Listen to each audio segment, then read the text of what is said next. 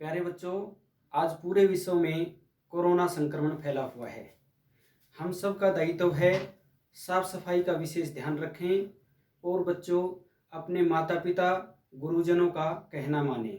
आज की इस वीडियो में हम अपने कक्षा 10वीं के 4th चैप्टर द्विघात समीकरण एक्सरसाइज 4.2 को डिस्कस करेंगे। हमारे पहले सवाल में दिया हुआ है, निम्नलिखित द्विघात समीकरणों को गुणनखंड विधि द्वारा हल कीजिए। यानी कि हमें करना क्या है, हम जैसे हमारे पास पहला पार्ट है, हम लिखते हैं x² minus 3x minus 10 is equal to 0। हम गुणनखंड करेंगे तो इसके लिए क्या करना है, हमें मध्य पद को विभक्त करना है। जो बीच में टर्म है उसको हम दो पार्ट में तोड़ेंगे। इसके लिए क्या करना होगा, हमें पहले और पिछले रकम को गुना करना है। यहाँ x की 2 का गुणांक 1, यहाँ घटा 10, 1 को घटा 10 से गुना करेंगे, गुणा घटा 10 आ जाएगी। अब ये गुणा घटा 10 है तो हम क्या करेंगे, हम दो संख्याओं को गुना करते जाएंगे, उनकी गुणा 10 आनी चाहिए। यदि ये घटा है तो उनका अंतर निकालेंगे और वो 3 आना चाहिए। यदि ये जमा होता तो उनको जोड़ के देखते, घटा है तो अंतर निकालेंगे, वो 3 आना चाहिए। तो इसके लिए हम क्या करेंगे, पहले 1 से भाग देंगे, 1 दाऊं 10, इनका अंतर है 9 तो ये संख्याएं नहीं हो सकती। फिर 2 से भाग करेंगे, 2 पंजा 10, इनका अंतर कितना है 3, तो ये संख्याएं हो सकती हैं। अब अंतर निकाल रहे हैं तो इनके निशान भी अलग अलग होंगे। तो बड़ी संख्या का निशान यहाँ देखेंगे, ये घटा है तो बड़ी संख्या घटा, ये जमा होगी। तो हम इसको लिख देंगे x की 2 और 5 को 3 के स्थान पर रखेंगे और x उन दोनों के साथ लिखेंगे तो ये आ जाएगा जमा 2x घटा 5x घटा 10 बराबर 0। हम इन दोनों में से पहले दो पद हैं, इनमें से कॉमन लेंगे x, जो साझा है दोनों में मिलता है उसको हम सर्वनिष्ठ ले लेंगे, कॉमन ले लेंगे। तो यहाँ कितना बच गया, x जमा 2। अब हम आगे से कॉमन लेंगे, इस तरह से लेना है कि जो पहली ब्रैकेट में हमारे पास रकम आई है, दूसरी जो ब्रैकेट आए उसमें भी वही पद हों।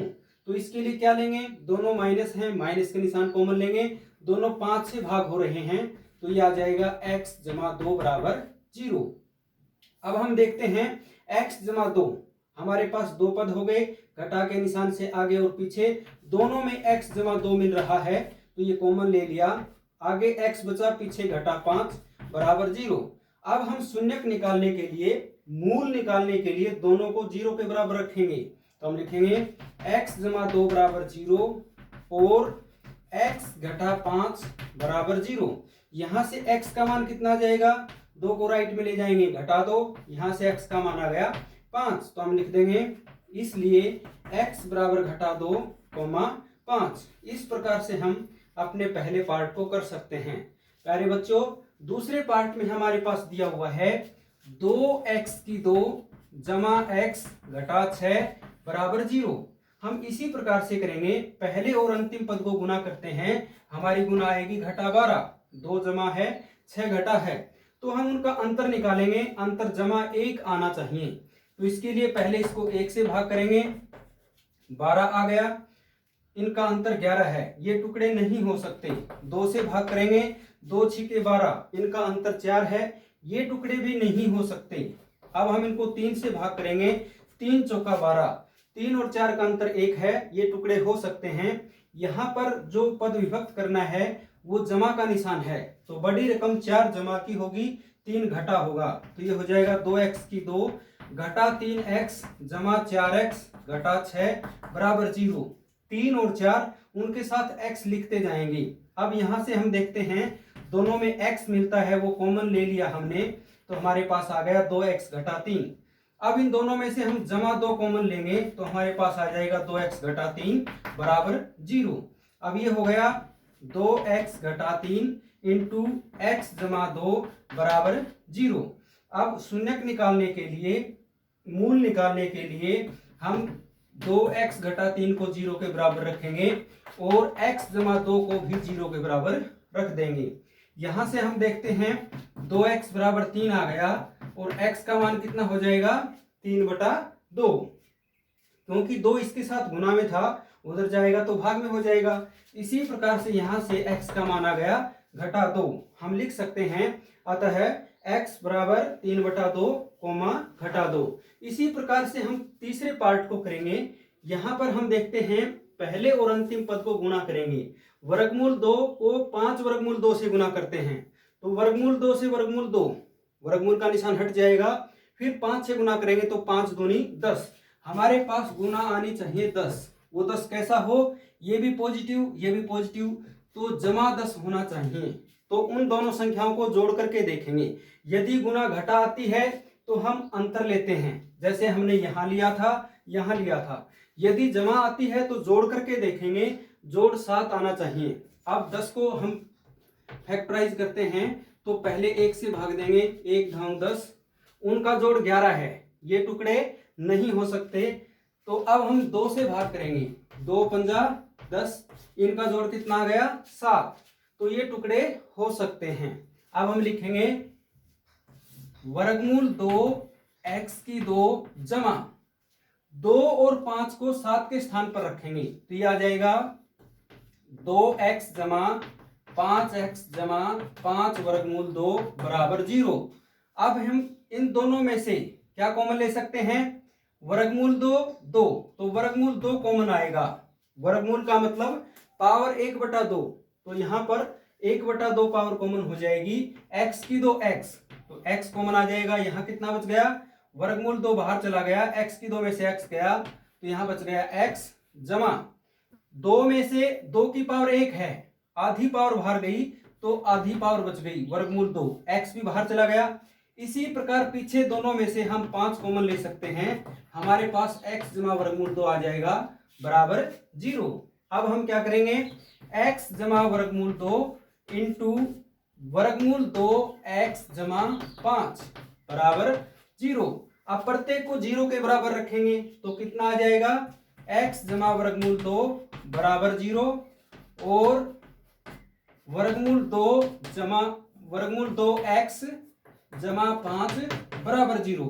यहां से हम x का मान निकालेंगे तो कितना आ जाएगा बच्चों, बराबर जमा वर्गमूल 2 है तो उधर जाएगा, घटा वर्गमूल 2 हो जाएगा। इसी प्रकार से हम यहां से देखते हैं वर्गमूल 2x बराबर कितना हो गया, घटा 5।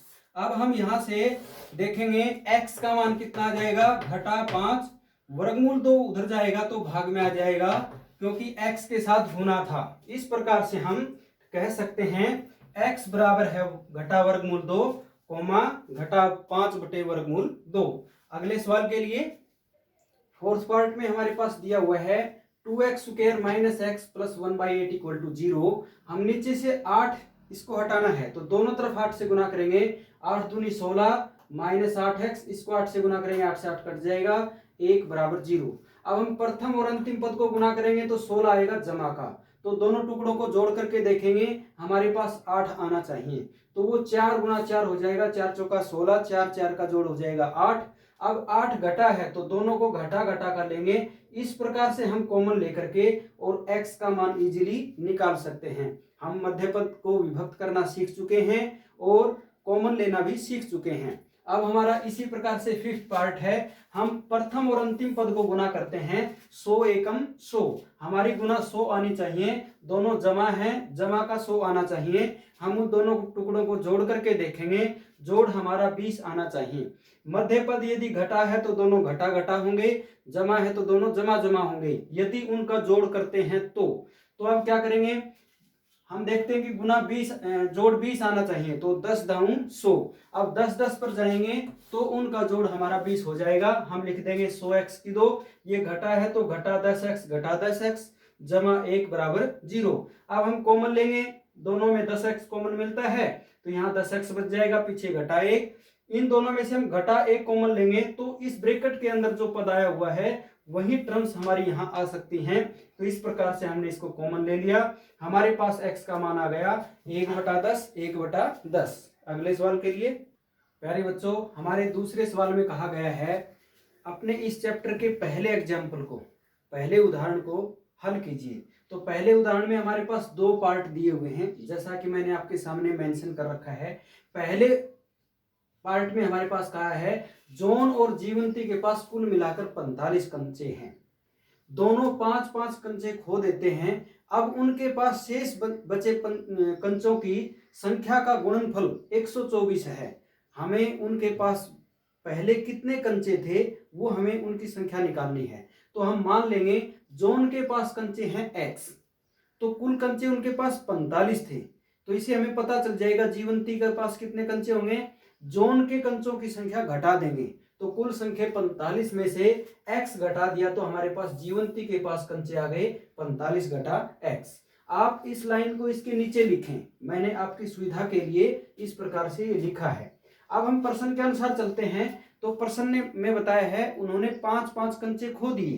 तो देखो जोन के पास x कंचे हैं, 5 कंचे खो दिए तो 5 कंचे कम हो जाएंगे, x में से 5 घटा देंगे। यहाँ ये गलती ना करें, 5 में से x नहीं घटाना, हमें कंचों में से 5 घटाना है।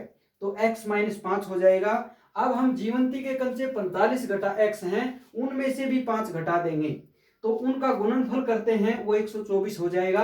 अब ये x घटा 5 है, 45 में से 5 गया 40 घटा x बराबर 124। इन दोनों को गुना कर देंगे, हमारे पास ये गुना आ जाएगी।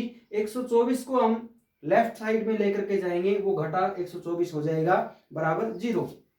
अब हम क्या करेंगे, हम x की 2 माइनस x की 2 है, इसको लिखा 40 और 5 45x माइनस 200 और माइनस 124 एक जैसे निशान है तो हम इन संख्याओं को जोड़ देंगे, हमारे पास 324 आ जाएगा और वो घटा का रहेगा बराबर 0। अब हम देखते हैं x की 2 घटा है, हम यहीं से भी इसको सोल्व कर सकते थे लेकिन अपनी सुविधा के लिए हमने इनके निशान बदल दिए। x की 2 जमा हो गया 45x घटा हो गया, ये जमा हो गया बराबर 0। उसी प्रकार से इसको फैक्टराइज करेंगे, हमारी गुणा आनी चाहिए जमा का 324, तो हम दोनों टुकड़े जोड़ेंगे, जोड़ आना चाहिए 45। मैंने इस तरह से आपके सामने लिखा है 36 और 9 का जोड़ 45 होगा, दोनों घटा के लिखेंगे तब हम घटा का 45 प्राप्त कर सकते हैं। गुना हमारी जमा की हो जाएगी, उनका जोड़ करेंगे तो घटा 45 आ जाएगा। हम पाते हैं गुणनखंड x घटा 9 x घटा 36, हमने 0 के बराबर लिख दिए तो x का मान कितना आ जाएगा 9 और यहां से x का मान कितना आ जाएगा 36। तो हम लिख देंगे जॉन के पास कंचे कितने होंगे 9, तो जीवंती के पास कंचे कितने हो जाएंगे 45 घटा 9 बराबर 36। या जॉन के पास कंचे 36 हैं तो जीवंती के पास कंचे कितने हो जाएंगे 45 घटा 36 बराबर 9। इस प्रकार से हम इस सवाल को कर सकते हैं।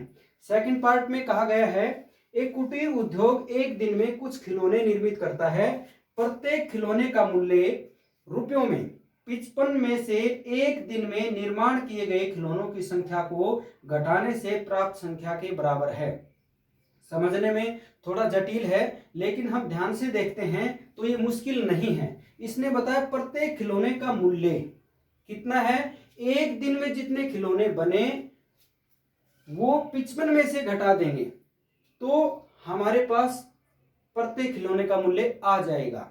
अब यहां कहा गया है किसी एक दिन कुल निर्माण लागत 750 रुपए है, हमें उस दिन निर्माण किए गए खिलौनों की संख्या निकालनी है।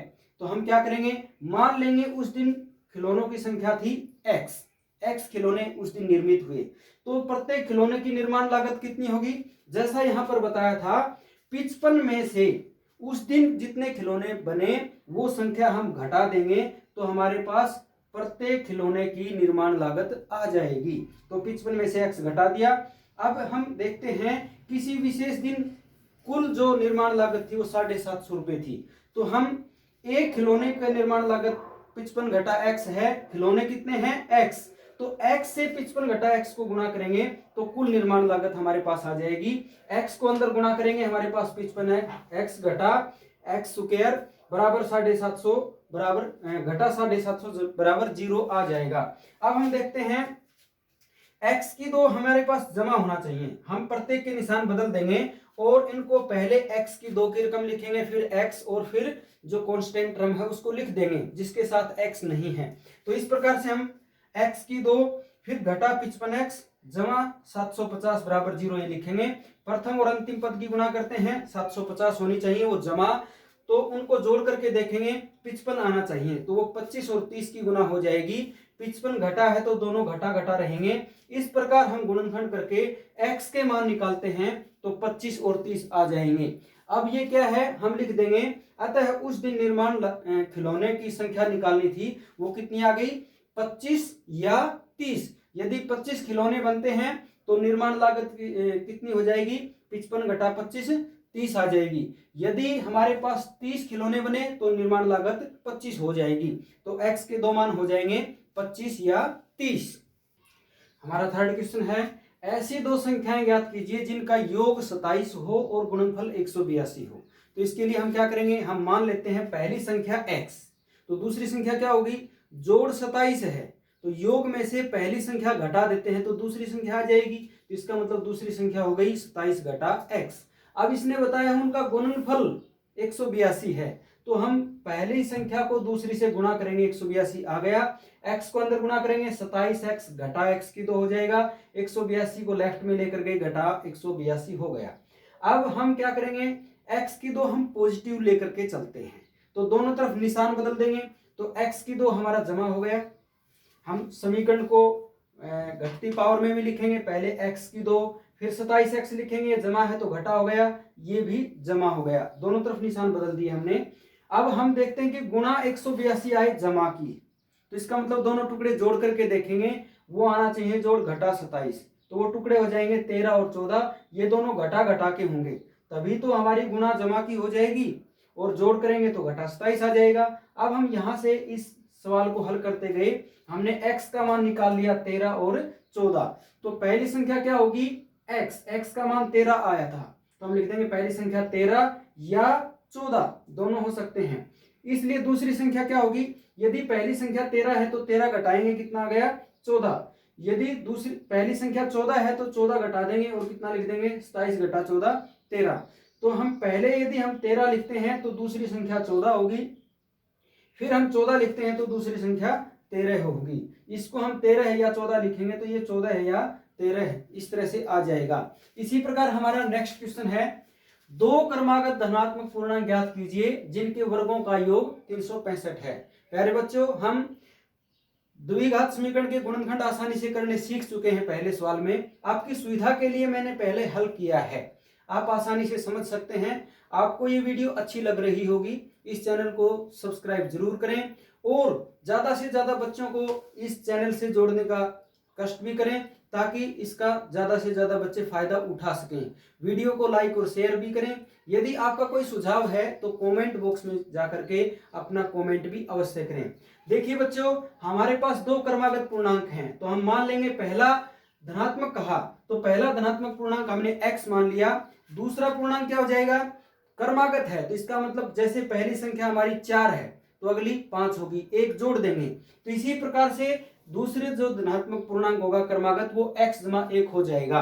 अब इसने बताया उनके वर्गों का योग, यानी कि वर्ग का मतलब पावर 2 कर देंगे, उनका जोड़ करेंगे तो कितना आएगा 365। अब ये x की 2 हो गया, यहाँ a प्लस बी के स्क्वायर का फार्मूला लगेगा, a square plus 2ab plus B square. 365 को इधर ले आएंगे, माइनस हो जाएगा। अब हम इसको सोल्व आउट करते जाएंगे, तो हम यहाँ देखते हैं कि पूरा समीकरण 2 से भाग हो रहा है, तो हमने 2 से भाग कर दिया, कितना आ गया, x की 2 जमा x घटा 182। वहीं जैसे हमने थर्ड क्वेश्चन किया था, 182 गुना आनी चाहिए और अंतर आना चाहिए 1, यहाँ गुना घटा की आएगी तो अंतर निकालेंगे वो 1 आना चाहिए, तो वो टुकड़े हमारे 13 और 14 ही होंगे। अब ये अंतर आना चाहिए जमा 1, तो बड़ी रकम 14 जमा का हो जाएगा, 13 घटा का हो जाएगा। इस प्रकार हम सोल्व करते हैं तो हमारे पास दो मान आ गए, 13 और घटा 14। इसने कहा था कि धनात्मक पूर्णांक होना चाहिए, तो पहला धनात्मक पूर्णांक 13 होगा, 14 को हम नेग्लेक्ट कर देंगे क्योंकि घटा की रकम हमें नहीं चाहिए, हमें धनात्मक पूर्णांक चाहिए, तो इसलिए दूसरा धनात्मक पूर्णांक क्या हो जाएगा, 13 जमा 1 बराबर 14। तो बच्चों हमारे पास फिफ्थ क्वेश्चन है, ये कहता है एक समकोण त्रिभुज की ऊंचाई इसके आधार से 7 सेंटीमीटर कम है, यदि कर्ण 13 सेंटीमीटर हो तो अन्य दो भुजाएं ज्ञात कीजिए। तो देखो बच्चों, समकोण त्रिभुज कैसी होती है, मैंने आपके सामने चित्र बनाया, यहां पर कोण A 90 डिग्री है, जिस त्रिभुज में एक कोण 90 डिग्री का हो तो वो समकोण त्रिभुज कहलाती है। अब ये जो टेढ़ी रेखा है ये भुजा BC ये कर्ण है, नीचे ये आधार हो गया, ये हमारा लंब है। इसने बताया कि ऊंचाई माने लंब, वो क्या है, आधार से 7 सेंटीमीटर कम है। तो हम आधार मान लिया x सेंटीमीटर है, तो लंब कितना हो गया, x माइनस 7, क्योंकि वो 7 सेंटीमीटर कम है। अब हम जानते हैं क्या, पाइथागोरस प्रमेय में हम जानते हैं कर्ण की 2 बराबर होता है आधार की 2 जमा लंब की 2। तो हमने लिख दिया आधार की 2 जमा लंब की 2 बराबर कर्ण की 2, ये होता है। आधार हमारा x है तो x का स्क्वायर, लंब x घटा 7 उसका स्क्वायर, बराबर कर्ण कितना 13 सेंटीमीटर दिया है तो 13 का स्क्वायर। यहाँ पर a माइनस बी के स्क्वायर का फार्मूला लगेगा, a square minus 2ab plus B square. 2x को 7 से गुणा करेंगे तो 14, 2 7 14x, 7 का वर्ग कितना हो गया 49, 13 का वर्ग होगा 169, उसको हम लेफ्ट में लेकर के जाएंगे तो घटा 169 हो जाएगा। हमने इसको द्विघात समीकरण के रूप में बदल दिया। ये पूरा समीकरण 2 से भाग होता है, तो हमने दोनों तरफ 2 से भाग कर दिया। हमारे पास x की 2 घटा 7x घटा 60 बराबर 0 आ गया। हम प्रथम और अंतिम पद को गुणा करते हैं तो घटा 60 आना चाहिए, तो इसका मतलब दोनों संख्याओं का अंतर निकालेंगे। अंतर कितना बचना चाहिए 7, तो वो संख्याएं 5 और 12 होंगी। अब देखिए 7 घटा है तो बड़ी संख्या घटा की होगी, छोटी संख्या जमा की होगी, तो हम 5 जमा का लिखेंगे, 12 घटा का लिखेंगे, दोनों के साथ x लगाकर लिखेंगे। तो इस प्रकार हम देखते हैं कि इसकी गुणनखंड x जमा 5 x घटा 12 हो गए। हमने इसको सिंप्लीफाई किया तो x का मान घटा 5 और 12 आ गया। क्योंकि हमारी भुजा घटा की नहीं हो सकती तो इसलिए x बराबर 12 हम लेंगे, तो हमारे पास आधार हो जाएगा 12 सेंटीमीटर और लंब हो जाएगा 12 घटा 7 बराबर 5 सेंटीमीटर। अब हम अगले सवाल के लिए चलते हैं। एक कुटीर उद्योग एक दिन में कुछ बर्तनों का निर्माण करता है। यह देखा गया कि प्रत्येक नग की निर्माण लागत उस दिन निर्माण किए गए बर्तनों की संख्या के दुगने से 3 अधिक थी। उस दिन निर्माण की जो लागत है वो 90 रुपए थी। हमें निर्मित बर्तनों की संख्या और प्रत्येक नग की निर्माण लागत निकालनी है, तो हम मान लेंगे निर्मित बर्तनों की संख्या x है। अब निर्माण लागत कितनी होगी इसने बताया है, क्या, प्रत्येक नग की निर्माण लागत उस दिन निर्मित बर्तनों की संख्या के दुगने से, यानी कि निर्मित बर्तनों की संख्या कितनी है x, तो x का दुगना 2x हो गया, उससे 3 अधिक है तो 3 जोड़ दिया, तो ये प्रत्येक नग की निर्माण लागत हमारे पास आ गई।